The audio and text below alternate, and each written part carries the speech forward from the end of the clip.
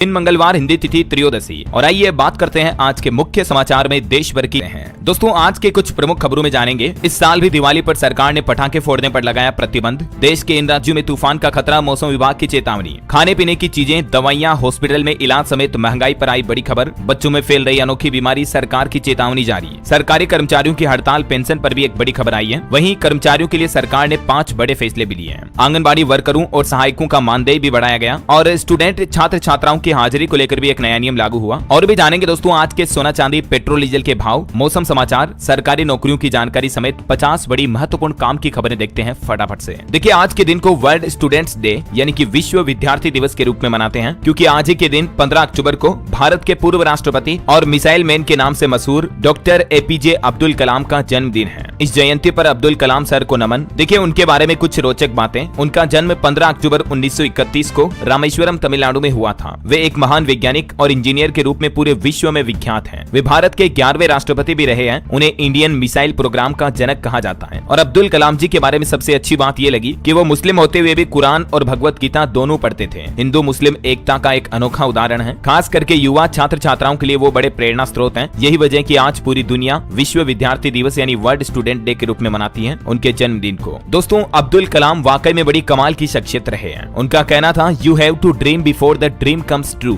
यानी आपको सपने देखने चाहिए तभी तो सपने सच होंगे ना। हमें जीवन में कभी हार नहीं माननी चाहिए और हमें समस्याओं को खुद को हराने नहीं देना चाहिए। ऐसी महान हस्ती को कोटि कोटि नमन। वहीं दोस्तों आज 15 अक्टूबर को अंतर्राष्ट्रीय ग्रामीण महिला दिवस यानी वर्ल्ड रूरल वुमेन डे के रूप में भी मनाया जाता है। तो चलिए गाँव की सभी माताओं बहनों को बधाई देते हुए आगे बढ़ते हैं अपन खबरों में। देखिए पीएम मोदी आज करेंगे ITU विश्व दूर संचार मानकीकरण सभा 2024 व IMC 2024 का शुभारंभ। दिल्ली के भारत मंडपम में इंडिया मोबाइल कांग्रेस के 8वें संस्करण का भी उद्घाटन करेंगे आज पीएम मोदी। और वहीं वर्ल्ड टेलीकम्युनिकेशन स्टैंडर्डाइजेशन असेंबली 2024 का भी उद्घाटन किया जाएगा। अच्छा, केंद्रीय शिक्षा मंत्री धर्मेंद्र प्रधान भी आज 15 अक्टूबर को 3 AI उत्कृष्टता केंद्र की शुरुआत करेंगे। और ये जो 3 AI केंद्र होंगे इनमें स्वास्थ्य सेवा, कृषि और शहरी विकास पर केंद्रित होंगे। ये आर्टिफिशियल इंटेलिजेंस के द्वारा इन चीजों में विकास को कैसे बढ़ावा दिया जाए इसको लेकर ये आज उद्घाटन किया जाएगा ना। वहीं देखिए गृह मंत्री अमित शाह का कहना है कि नशा मुक्त भारत के निर्माण के प्रति कटिबद्ध है हमारी सरकार। और अभी हाल ही में गुजरात में आपको पता होगा 5000 करोड़ से भी ज्यादा की 518 किलो कोकीन जब्त की गई। इस मामले में 5 लोगों को गिरफ्तार भी किया गया। 13,000 करोड़ की ड्रग्स भी बरामद हुई। चलिए बड़ी खबर देखिए, इस साल भी दिवाली पर नहीं फोड़ पाएंगे पटाखे।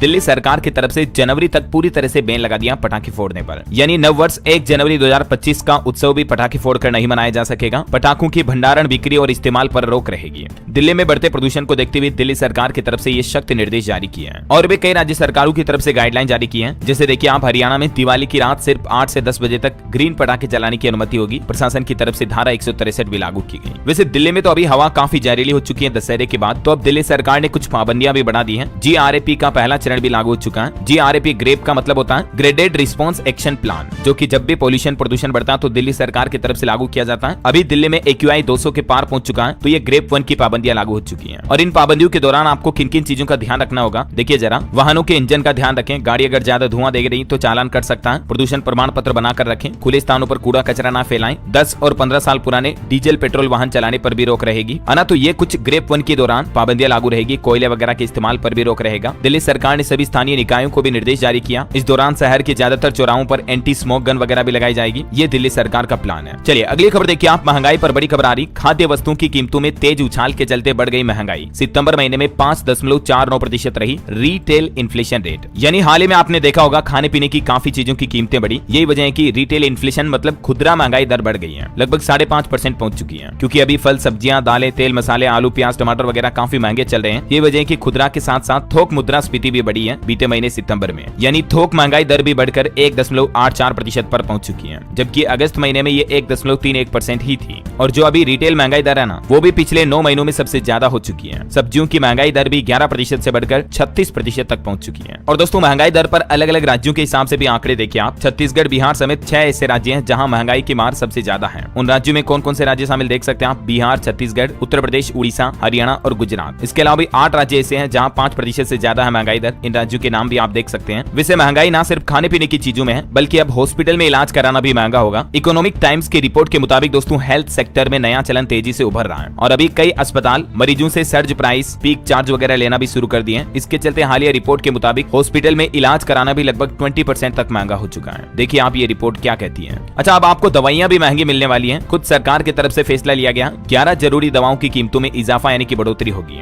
NPPA यानी राष्ट्रीय औषधि मूल्य निर्धारण प्राधिकरण जो है सरकार का डिपार्टमेंट, उसकी तरफ से ये निर्णय लिया गया है। स्वास्थ्य और परिवार कल्याण मंत्रालय के मुताबिक दवाओं की कीमतें बढ़ाने की मंजूरी देने का निर्णय बीती 8 तारीख को ही ले लिया गया। सरकार और कंपनियों का कहना है कि दवाओं के निर्माण की लागत बढ़ने के कारण ये फैसला लिया गया है। और यहाँ आप डिटेल भी देख सकते हैं कौन कौन सी 11 तरह की दवाइयां जो है अब आपको महंगी मिलेगी। हालांकि कुछ दवाइयों की रिवाइज्ड रेट में आपको दवाइयां सस्ती भी मिलेगी, जैसे टीबी और दिल की बीमारी से लेकर जो इमरजेंसी में यूज होने वाली दवाइयां हैं, उनमें सरकार का कहना है कि लगभग 50% तक की कटौती की गई है। यानी ये दवाइयां अब आपको पहले की तुलना में सस्ती मिल पाएगी। और इसमें कौन कौन सी मेडिसिन शामिल है जिसकी डिटेल भी आप देख सकते हैं। अच्छा, महंगाई की बातें हो रही है तो सोने चांदी के भाव पर भी अपडेट आपको बता दूं। सोने ने फिर से नया रिकॉर्ड बनाया है, चांदी के दाम भी बढ़े हैं। देखिए, सोना फिर से 78,700 रुपए के ऊपर पहुंच चुका है। ऑल टाइम हाई पर आ गया सोना वापस। राष्ट्रीय राजधानी दिल्ली में सोने की कीमत 200 रुपए की बढ़ोतरी के साथ ये रेट चल रहा है, जबकि चांदी में भी 500 रुपए का उछाल आया और चांदी अभी 93,500 रुपए प्रति किलो चल रही है। हालांकि IBJA के लेटेस्ट रेट में सोना थोड़ा सस्ता है, 76,132 पर सोने का भाव चल रहा है और चांदी 90,000 रुपए प्रति किलो के समथिंग चल रही है। मार्केट एक्सपर्ट का यह अनुमान है कि सोना इस साल के आखिर तक 78,000 रुपए तक जा सकता है। अच्छा, देखो दोस्तों, इलेक्शन रिजल्ट की बातें तो चलती रहेगी, पर असली मजा तब है जब आप खुद अपने लिए कुछ कर पाओ। क्योंकि सरकारें तो आती जाती रहती हैं, लेकिन एक चीज है जिसके आने और जाने से आपको सबसे ज्यादा फर्क पड़ता है, और वो है दोस्तों आपकी जेब में पैसा।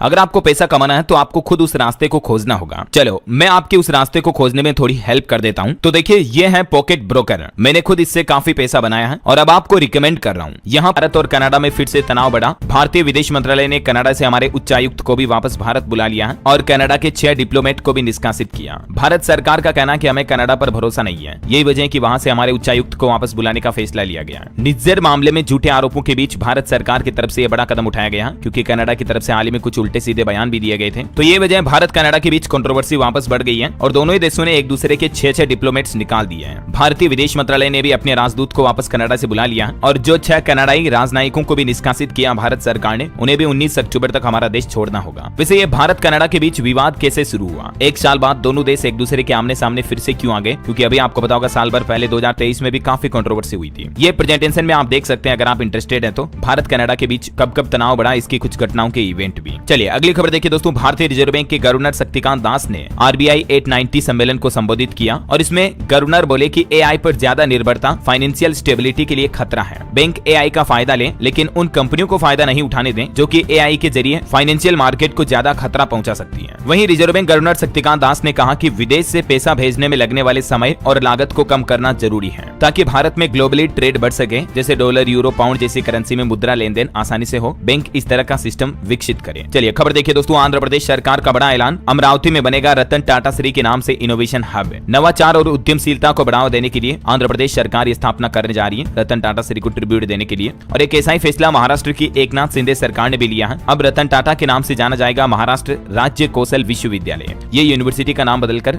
उनके नाम किया है। वहीं एक अनोखी श्रद्धांजलि देखिए आप रतन टाटा को। 11,000 हीरों से बनाया पोर्ट्रेट। गुजरात सूरत के एक हीरा कारोबारी की तरफ से दिवंगत रतन टाटा को श्रद्धांजलि देने के लिए ये पोर्ट्रेट बनाया गया। इसका एक वीडियो भी इंस्टाग्राम पर काफी वायरल हो रहा है, ये देख सकते हैं आप। चलिए अगली खबर देखिए। मणिपुर हिंसा के बाद कुकी और मैतेई समाज के बीच पहली बार बैठक होने जा रही। दोनों समुदाय के नेता विधायक आज दिल्ली में मिलेंगे और शांति समाधान का रास्ता निकालेंगे। वहीं देखिए बड़ी खबर, राजस्थान के भरतपुर डीग में एक अनोखी बीमारी फैली। 7 बच्चों की जान चली गई। 24 बच्चे इस बीमारी से पॉजिटिव मिले। अब WHO और स्वास्थ्य विभाग की टीमें सर्वे भी कर रही है कि आखिर ये बीमारी किस वजह से फैली। डिप्थीरिया की ये बीमारी फैल चुकी है, कहीं कोई नई महामारी तो नहीं है, इसको लेकर अभी जांच चल रही है। उत्तर प्रदेश के बिजनौर में भी देखिए एक अनोखी दुख भरी घटना हुई। 10 दिन में 3 सगे भाइयों की जान चली गई। पूरा परिवार उजड़ गया, और वो भी किस वजह से? सिर्फ नॉर्मल खांसी, बुखार, जुकाम वगैरह की वजह से। और क्योंकि आजकल तो मच्छरों से डेंगू वगैरह भी बहुत ज्यादा फैल रहा है, तो सावधान रहें आप। यूपी लखनऊ में देखिए डेंगू संक्रमितों की संख्या 1100 के पार पहुंच चुकी है। 13 दिन में ही 638 से ज्यादा मरीज मिले। एक्सपर्ट का कहना कि अगले 15 दिन और अलर्ट रहना होगा। उसके बाद जब ठंडा मौसम शुरू हो जाएगा तो थोड़ा मच्छरों का प्रकोप कम होगा, है ना। और वहीं दोस्तों एक अनोखी खबर देखिए, आप खुद कहोगे कि ये तो चमत्कार है, क्या है। यूपी मथुरा की ही ये घटना है। 100 की स्पीड में ट्रेन से एक बच्ची गिर गई, लेकिन बच्ची सुरक्षित मिली।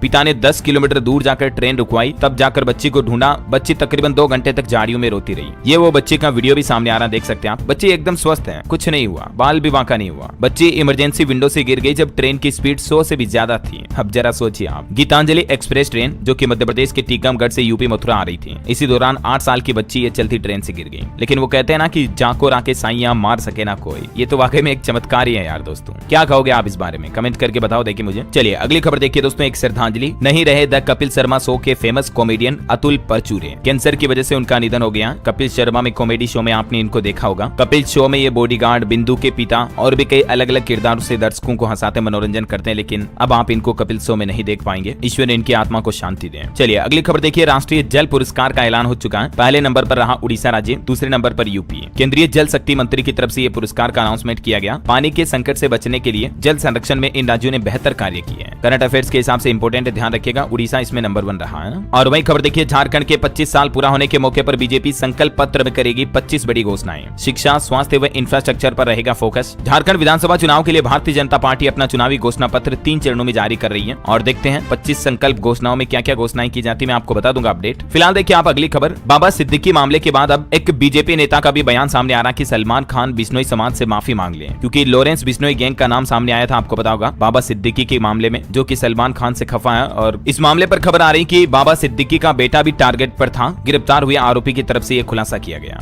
वहीं दोस्तों उत्तर प्रदेश बहराइच में भी अभी काफी सांप्रदायिक बवाल बढ़ रहा है। एनकाउंटर और बुलडोजर एक्शन की भी मांग की जा रही है। मूर्ति विसर्जन के दौरान एक गोली मारने की घटना जो हुई थी, उसके बाद हालात काफी गंभीर हो गए। बहराइच में लगातार दूसरे दिन भी हिंसा रही तो इंटरनेट बंद करना पड़ा। भीड़ ने अस्पताल, गाड़ियों के शोरूम वगैरह भी जला दिए। कुछ तस्वीरें आप देख सकते हैं। और खबर है कि देश के 5 राज्यों में अभी धार्मिक विवाद फैला हुआ है। हैदराबाद में भी एक मंदिर में तोड़फोड़ हुई। बंगाल में दुर्गा मूर्ति जलाई गई। कर्नाटक राज्य में भी 2 समूहों के बीच झड़प हुई। मतलब ये क्या चल क्या रहा दोस्तों। यूपी, झारखंड वगैरह कई राज्यों में अभी धार्मिक विवाद फैले हुए हैं। छत्तीसगढ़ में भी ये एक घटना हुई थी। हेड कांस्टेबल की पत्नी और बेटी को, ये मामला भी गृह मंत्री तक पहुंच चुका है। आरोपी का राजनीतिक जुड़ाव भी बताया जा रहा। मतलब देखिए आप, ऐसी घटनाओं पर रोक लगाने के लिए सरकारों को कहीं न कहीं सख्त कानून बनाने की जरूरत है, ताकि अपराधियों में एक डर छोटा मोटा नहीं बल्कि खौफ बड़ा होना चाहिए। राइट, क्या आप भी मेरी बात से सहमत हैं? अगर हाँ तो नीचे कमेंट में लिखो। देखिए यस डीएलएस भाई। चलिए फिलहाल अपन आगे बढ़ते हैं खबरों में। देखिए आप, झारखंड के मुख्यमंत्री हेमंत सोरेन की कैबिनेट बैठक हुई और इसमें एक तो महिलाओं के लिए अच्छी खबर है। मैया सम्मान योजना की धनराशि को 2500 रुपए करने को मंजूरी मिल चुकी है। और झारखंड सरकार ने शिक्षकों को भी गिफ्ट दिया दिवाली के मौके पर। अभी तक ये मुख्यमंत्री मैया सम्मान योजना में 1000 रुपए हर महीना मिलता था, इसको बढ़ाकर 2500 रुपए करने के प्रस्ताव को भी झारखंड सरकार ने मंजूरी दे दी है। और झारखंड सरकार का कहना है कि आने वाले दिसंबर महीने से ही लाभार्थी महिलाओं को 2500 रुपए के हिसाब से यह आर्थिक मदद सीधे उनके बैंक खातों में पहुंचाई जाएगी। और 2500 हर महीने का मतलब हो गया साल में 30,000 रुपए की आर्थिक मदद महिलाओं को मिलेगी झारखंड में। हालांकि सरकार के इस फैसले से सालाना 9000 करोड़ का अतिरिक्त बोझ पड़ेगा सरकारी बजट पर। इसके अलावा भी झारखंड में 62,000 पैरा टीचर्स को भी ईपीएफ का तोहफा दिया है और पैरा टीचर के मानदेय में भी 1000 रुपए बढ़ोतरी करने पर भी सहमति बनी। वहीं दिव्यांग विद्यार्थियों के लिए वाल्मीकि छात्रवृत्ति योजना भी शुरू करेगी झारखंड सरकार। तो ये कुछ कैबिनेट की बैठक में बड़े फैसले लिए झारखंड सरकार ने। वहीं सीएम हेमंत सोरेन ने मुंबई में झारखंड भवन की आधारशिला भी रखी। कुछ ऐसा होगा, बिल्डिंग का प्रारूप आप देख सकते हैं। और झारखंड सरकार का एक और प्लान देखिए आप, अब राज्य के बड़े कॉलेजों व बाहर के संस्थानों में पढ़ने वाले छात्रों को भी सरकार लोन देगी। राज्य सरकार गुरुजी स्टूडेंट क्रेडिट कार्ड योजना में बदलाव करने का प्लान किया है और इस योजना के तहत जो बाहर के संस्थानों में पढ़ने वाले स्टूडेंट है ना, उनको भी आसानी से लोन मिल पाएगा। इस योजना के तहत झारखंड सरकार 15 लाख रुपए तक का स्टूडेंट एजुकेशन लोन देती है। और भी इस योजना से जुड़ी जानकारी आप स्क्रीन पर देख सकते हैं। वही खबर है दोस्तों, झारखंड में जेएमएम गठबंधन सभी 81 सीटों पर चुनाव लड़ेगा। कैबिनेट की बैठक में ये 29 बड़े फैसले लिए गए टोटल। चलिए अगला अपडेट देखिए। पंजाब में एक और छुट्टी की घोषणा हो चुकी है। बंद रहेंगे स्कूल, कॉलेज, दफ्तर वगैरह, आदेश जारी हुआ। आज 15 अक्टूबर को पंजाब में पंचायत चुनाव की वजह से सरकार की तरफ से ये छुट्टी घोषित की गई है और बाकी कल 16 से वापस नियमित खुल जाएंगे। युवाओं के लिए अच्छी खबर देखिए, 18 से 29 अक्टूबर तक बिहार के 9 जिलों में लगेगा रोजगार मेला। इस पोर्टल पर जाकर के बिहार के स्टूडेंट रजिस्ट्रेशन कर सकते हैं। तकनीक और गैर तकनीक क्षेत्रों में योग्यता रखने वाले स्टूडेंट भी इसके लिए आवेदन कर सकते हैं। और इन अलग अलग जिलों में लगने वाले रोजगार मेलों में जानी मानी कंपनियां युवाओं को नौकरियों, जॉब के ऑप्शन देगी, तो स्टूडेंट इस पोर्टल पर जाकर रजिस्ट्रेशन कर लें। और इसके लिए सरकारी विभाग ने ये टोल फ्री नंबर भी जारी किया। अगर स्टूडेंट को कोई दिक्कत है तो कॉन्टेक्ट कर सकते हैं। बाकी इन जिलों में इन तारीख पर ये रोजगार मेले लगेंगे, जिसकी डिटेल भी आप देख लीजिएगा। चलिए अगली खबर देखिए। अर्थशास्त्र यानी इकोनॉमिक्स में भी नोबेल पुरस्कार का ऐलान हो चुका है। अमेरिका और ब्रिटेन के 3 अर्थशास्त्रियों को इकोनॉमिक्स का नोबेल मिलेगा इस साल का, क्योंकि इन्होंने समझाया कैसे राजनीतिक संस्थाएं समाज की तरक्की पर असर डालती हैं। ये तीनों वैज्ञानिकों के नाम भी आप देख सकते हैं जिनको ये नोबेल पुरस्कार मिलने जा रहा। इन्होंने एक और रिसर्च भी की कि भारत जैसे संपन्न देश में ब्रिटिश शासन में लोग गरीब क्यों हुए। इस शोध यानी रिसर्च के लिए भी ये तीनों वैज्ञानिकों को इकोनॉमिक्स का नोबेल मिला है। भारत जिसे सोने की चिड़िया कहा जाता है, उसको आखिर किसने लूटा और क्यों लूटा, इस मुद्दे पर इन्होंने रिसर्च की है, जब हमारे देश में अंग्रेजों का राज था ना, उस वक्त के समय की। चलिए अगला अपडेट देखिए। स्टूडेंट के लिए सीबीएसई का नया आदेश। 75% से कम रही अगर उपस्थिति तो बोर्ड परीक्षा में नहीं बैठ पाएंगे स्टूडेंट। स्कूलों को भी जिम्मेदारी दी कि बच्चों की उपस्थिति के नियम सख्त लागू किए जाए। वही खबर देखिए आप, भारत वैश्विक स्वास्थ्य समुदाय में योगदान के लिए प्रतिबद्ध है। अंतर्राष्ट्रीय सम्मेलन में बोले केंद्रीय स्वास्थ्य मंत्री जेपी नड्डा। भारत में पहली बार केंद्रीय औषधि मानक नियंत्रण संगठन द्वारा आयोजित औषधि नियामक प्राधिकरण के 19वें अंतर्राष्ट्रीय सम्मेलन का उद्घाटन हुआ कल सोमवार को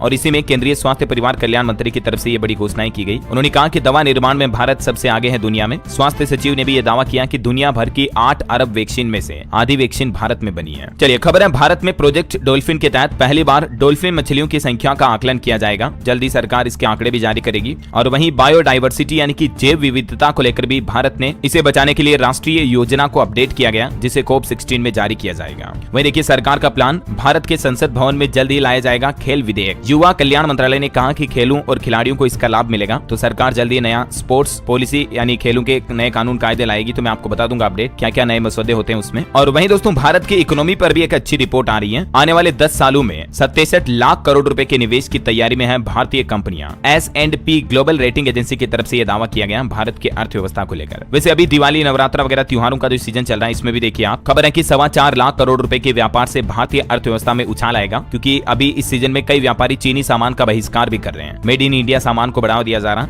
रिपोर्ट्स के मुताबिक अभी तक के फेस्टिवल सीजन में ही लोगों ने बम्पर खरीदारी की। बीते 10 दिनों में ही 50,000 करोड़ का व्यापार हुआ। केट की तरफ से ये आंकड़े जारी किए गए। दिवाली पर भी शानदार कारोबार होने का अनुमान है। मतलब इस त्योहारी सीजन में टोटल देश में लगभग 4.25 लाख करोड़ रुपए के व्यापार की संभावना है ना। वहीं भारत सरकार का एक और प्लान है, रिन्यूएबल एनर्जी की दुनिया में भी किंग बनेगा हमारा भारत। अभी तक के आंकड़ों के मुताबिक देश ने सितंबर 2024 में 200 गीगावाट का आंकड़ा पार कर लिया है रिन्यूएबल एनर्जी के सेक्टर में भी। जो भारत सरकार तेजी से काम कर रही है, इसका रिजल्ट अब धीरे धीरे दिखना शुरू हो गया है। चलिए अगली खबर देखिए, एक रिपोर्ट सामने आ रही है। OROP यानी कि 1 रैंक 1 पेंशन में बढ़ोतरी के बावजूद भी देश के पूर्व सैनिक खुश नहीं है, क्योंकि बढ़ोतरी कितनी हुई, किसी की सैलरी में 1 रुपया, किसी को 2 रुपया एरियर का बढ़ोतरी का फायदा मिला है, तो खुश होंगे भी कैसे आखिर। हालांकि वैसे अभी दिवाली के मौके पर सरकार ने केंद्रीय अर्धसैनिक और सशस्त्र बलों समेत लाखों सरकारी कर्मचारियों को तोहफा देने की घोषणा की है। 6,908 रुपए तक का बोनस मिलेगा। वित्त मंत्रालय की तरफ से इस संबंध में निर्देश भी जारी किया है। इस आदेश के तहत सभी पात्र कर्मचारियों को 30 दिन के वेतन जितनी राशि बोनस के रूप में देगी सरकार। मतलब 1 महीने का एक्स्ट्रा वेतन दिवाली बोनस के रूप में मिल जाएगा, है ना। बहरहाल तूफान का खतरा भी मंडराने लगा फिर से। मौसम विभाग ने चेतावनी जारी की है। कहा कि बंगाल की खाड़ी में फिर से निम्न दबाव बन रहा, जिसके चलते तूफान की आहट है। मुंबई में भी IMD ने अलर्ट जारी किया है। अगले 2 दिनों के दौरान पूरे देश में कई राज्यों में मानसून की फिर से वापसी देखने को मिल सकती है। कुछ राज्यों के मानसून के हालात देखिए आप। मध्य प्रदेश में इंदौर, भोपाल वगैरह में सुबह कोहरा छाया, फिर धूप और दोपहर में हल्की बारिश भी हुई। छत्तीसगढ़ से अगले 2 दिन में मानसून पूरी तरह से विदा हो जाएगा। बिहार से भी मानसून विदा हो चुका है। इस साल 20% कम बारिश हुई। और मौसम विभाग का कहना है कि बिहार में तो अब जल्द ही ठंड की शुरुआत भी हो जाएगी। 12 किलोमीटर प्रति घंटा की रफ्तार से पछुआ हवाएं भी चलेगी। दिवाली छठ के आसपास ठंड बढ़ेगी। हरियाणा में भी ठंड की शुरुआत हो चुकी है। तापमान में अच्छी खासी गिरावट देखी गई। और भी दोस्तों स्काईमेड वेदर की रिपोर्ट के मुताबिक अगले 24 घंटों के दौरान मौसम की संभावित गतिविधियां क्या रह सकती हैं, जिसकी डिटेल भी आप देख सकते हैं स्क्रीन पर। चलिए मौसम के बाद पेट्रोल डीजल के रेट लिस्ट देख लेते हैं। सराफा बाजार का अपडेट तो मैंने आपको बता ही दिया। सोने चांदी के भाव तो पेट्रोल डीजल की बात करें तो अंतर्राष्ट्रीय बाजार में अब फिर से कच्चे तेल में गिरावट का रुख जारी है। तो यही वजह की अच्छी बात यह है कि कीमतें स्थिर हैं। ठीक है, तो ये थोड़ी राहत की बात है। अभी देश के 4 महानगरों में दिल्ली, मुंबई, कोलकाता, चेन्नई में पेट्रोल का और डीजल का रेट क्या चल रहा है देख सकते हैं आप स्क्रीन पर। इसके अलावा भी देश के कुछ अलग अलग शहरों में पेट्रोल डीजल के दाम देख लीजिएगा। चलिए मार्केट की बात करें दोस्तों तो सेंसेक्स में अच्छी खासी बढ़ोतरी दर्ज हुई, 591 अंक की। निफ्टी भी 163 अंक में तेजी में रहा। मेटल और IT शेयर्स में ज्यादा बढ़ोतरी देखी गई। वहीं निवेशकों के लिए भी अपडेट है। हुंडई मोटर इंडिया लिमिटेड का IPO आज 15 अक्टूबर से खुलेगा। और ये दोस्तों अब तक का हमारे देश का सबसे बड़ा IPO इश्यू होगा। इस IPO का प्राइस बैंड तय हुआ 1865 से 1960 तक के बीच प्रति शेयर का प्राइस होगा। मतलब 17 अक्टूबर तक आप इसमें निवेश कर पाएंगे।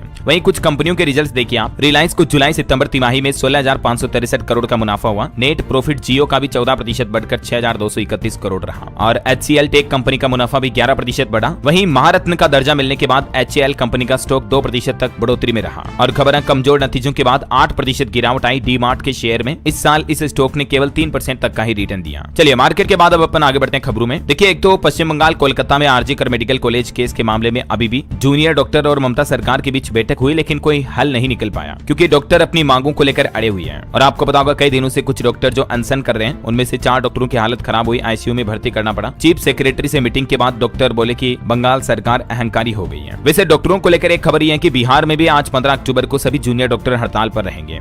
ये वजह यही है, RG कर मेडिकल कॉलेज वाले मामले के ही चलते बिहार में भी मतलब डॉक्टरों की हड़ताल रहेगी, है ना। वैसे तो IMA यानी कि इंडियन मेडिकल एसोसिएशन की तरफ से आज हड़ताल के लिए राष्ट्रव्यापी ऐलान किया है। तो देश के कुछ और राज्यों में भी आपको चिकित्सा व्यवस्थाओं में अस्पताल में समस्या देखने को मिल सकती है। चलिए अगली खबर देखिए। देश के केंद्रीय दूरसंचार मंत्री सिंधिया ने दावा किया है कि 5G के कारण भारतीय अर्थव्यवस्था में 37 लाख करोड़ रुपए की बढ़ोतरी यानी कि बूस्ट देखा जाएगा। इतना निवेश निवेश आएगा। मतलब उनका कहना है कि आने वाले 2040 तक 5G रोल आउट के चलते अर्थव्यवस्था में 450 मिलियन डॉलर के निवेश की उम्मीद है। वही खबर है विदेश मंत्री डॉक्टर एस जयशंकर ने ई-माइग्रेट V2.0 वेब पोर्टल और मोबाइल ऐप का भी उद्घाटन किया। ये पोर्टल का यूज क्या होगा जिसकी डिटेल भी आप देख सकते हैं। और खबर है सेना प्रमुख जनरल उपेंद्र द्विवेदी ने भारत जापान रक्षा सहयोग को मजबूत करने के लिए 4 दिवसीय जापान यात्रा पर रवाना हुए। वहीं खबर देखिए अंतर्राष्ट्रीय दूरसंचार संघ की विश्व दूरसंचार मानकीकरण सभा WTSA की मेजबानी करेगा भारत इस साल और आज पीएम मोदी इसका उद्घाटन करेंगे। मैंने आपको बताया था ना शुरुआत में ही। वहीं वार्षिक इंडिया लीडरशिप शिखर सम्मेलन का आयोजन भी नई दिल्ली में होगा और हमारे लोकसभा अध्यक्ष ओम बिरला भी अभी जेनेवा पहुंच गए हैं भारत के संसदीय प्रतिनिधिमंडल अंतर संसदीय संघ IPU की 149वीं बैठक में भाग लेने के लिए। देश की राष्ट्रपति द्रौपदी मुर्मू भी अभी अल्जीरिया में मिली भारतीय समुदाय से। विदेश दौरे पर है, वो आपको पता होगा, मैंने आपको बताया भी था कल ही। यहाँ उन्होंने भारतीय समुदाय को संबोधित किया। आज अल्जीरिया के नेताओं के साथ बैठक भी करेगी। वहीं केंद्रीय मंत्री जगत प्रकाश नड्डा ने भी औषधि विनियामक प्राधिकरणों के 19वें अंतर्राष्ट्रीय सम्मेलन का उद्घाटन किया। तो ये तो कुछ सरकार के उद्घाटन वगैरह हो गई बातें। चलिए अगली खबर देखिए आप। एक बड़ी चौंकाने वाली रिपोर्ट आ रही दोस्तों की गरीब देशों के लिए बड़ा संकट बन रहा कर्ज का जाल। प्राकृतिक आपदाओं की मार भी बढ़ रही है। दुनिया के 26 सबसे गरीब देशों की मुसीबतें लगातार बढ़ती जा रही हैं। इन देशों के लोग कर्ज यानी लोन के जाल में फंस रहे हैं। इन 26 गरीब देशों की अर्थव्यवस्था आज भी कोरोना महामारी के ठीक पहले की तुलना में ज्यादा कमजोर है, जबकि बाकी दुनिया काफी हद तक कोविड से उबर चुकी है। आप और हम तो काफी खुशनसीब हैं दोस्तों की इतने गरीब देशों में हम नहीं रहते हैं, वरना ये तस्वीरें देखकर आप अंदाजा लगा सकते हैं गरीबी का। चलिए खबर है श्रीनिवास को सार्वजनिक खरीद पोर्टल GEM के CEO का अतिरिक्त प्रभार दिया गया। वहीं देखिए इंडियन आर्मी की ताकत बढ़ने वाली खबर। भारतीय नौसेना के बेड़े में शामिल हुआ जहाज समर्थक। समुद्र में भारत की युद्ध क्षमता बढ़ेगी अब इससे।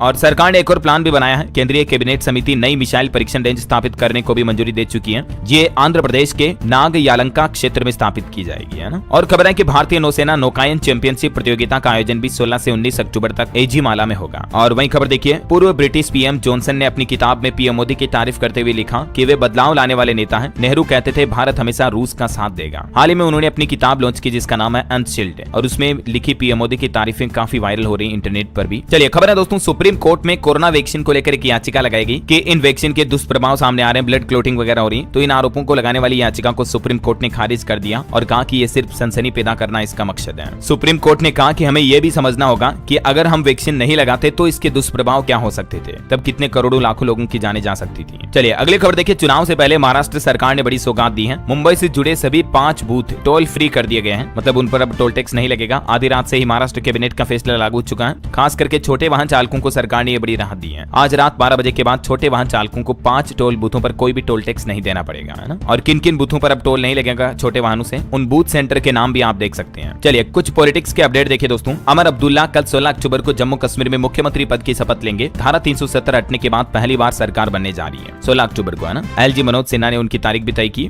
और फिर उसके अगले दिन 17 अक्टूबर को हरियाणा के मुख्यमंत्री के रूप में नायब सिंह सैनी भी शपथ लेंगे। कई विपक्षी नेताओं को भी इसमें न्योता भेजा गया है। वहीं इधर देखिए राहुल गांधी ने महाराष्ट्र में कांग्रेस नेताओं से मुलाकात की और विधानसभा चुनाव के लिए MVA दलों के साथ सीट शेयरिंग और पार्टी की तैयारियों का जायजा भी लिया। और खबर है कांग्रेस अध्यक्ष मल्लिकार्जुन खड़गे पर वक्फ संपत्ति हड़पने का आरोप भी लगा है। वक्फ बिल पर JPC मीटिंग से भी विपक्ष ने वॉकआउट किया इसके चलते। चलिए अगली खबर देखिए। दुबई में थैंक यू मोदी और थैंक यू योगी के नारे गूंजे। यूपी डायस्पोरा इन्वेस्टर मीट का आयोजन हुआ दुबई में और इस आयोजन में कई भारतीय समुदाय के लोगों ने हिस्सा लिया। चलिए खबर है दोस्तों हरियाणा में आंगनबाड़ी वर्कर्स को दिवाली का तोहफा दिया सरकार ने और नए मुख्यमंत्री के रूप में शपथ लेने से पहले सैनी सरकार ने आंगनबाड़ी कार्यकर्ताओं का वेतन तनख्वाह वगैरह बढ़ा दी है। मानदेय में 750 रुपए से लेकर 400 रुपए तक की बढ़ोतरी की गई है। सरकार के इस फैसले से तकरीबन 23,000 से भी ज्यादा आंगनबाड़ी कार्यकर्तियों और हेल्पर वगैरह को फायदा मिलेगा। अब उन्हें कितना मानदेय दिया जाएगा जिसकी डिटेल भी आप देख सकते हैं स्क्रीन पर। चलिए अगली खबर देखिए दोस्तों। उत्तराखंड में भी विद्युत संविदा कर्मचारियों ने सरकार को हड़ताल पर जाने की चेतावनी दी। दीपावली पर कार्य बहिष्कार का भी अलर्ट जारी किया। वजह क्या, इनकी कई सारी मांगे हैं। पुरानी पेंशन, GPF वगैरह वगैरह समेत टोटल 17 सूत्रीय मांगों को लेकर